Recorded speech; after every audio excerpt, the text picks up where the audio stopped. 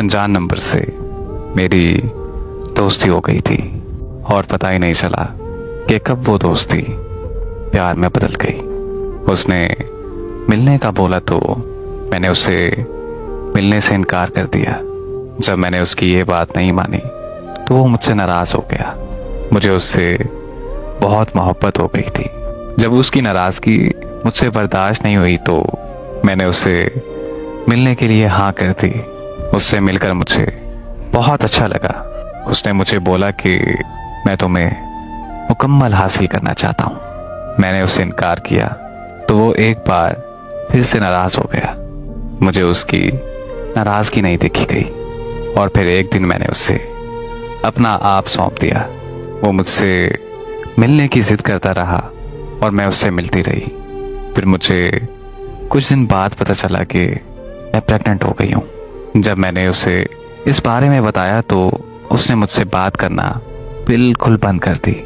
मैं बहुत रोई और मजबूरन मुझे अबॉर्शन करवाना पड़ा। फिर एक दिन मेरे घर वालों ने मेरी शादी तय कर दी। जब मैंने उसे बताया तो वो मुझे कहने लगा कि मेरे पास अभी कोई जॉब नहीं है, मैं तुमसे अभी शादी नहीं कर सकता।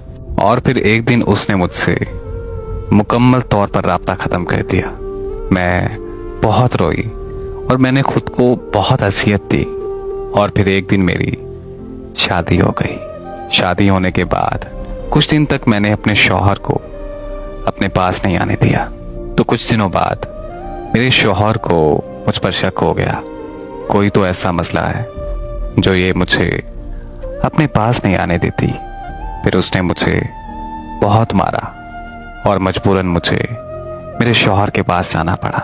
मेरे शौहर को सब कुछ पता चल गया। उसके पूछने पर मैंने उसे सब कुछ सच सच बता दिया। मेरे शौहर ने मुझे फिर से मारा और अपने घर में सबको बता दिया कि मैं बदकिरदार हूँ। मेरे शौहर ने मुझे घर से धक्के देकर निकाल दिया। जब मैं घर गई तो मेरे घर वालों ने भी मुझे नहीं रखा। फिर मुझे किसी ने दारुल अमान का बताया।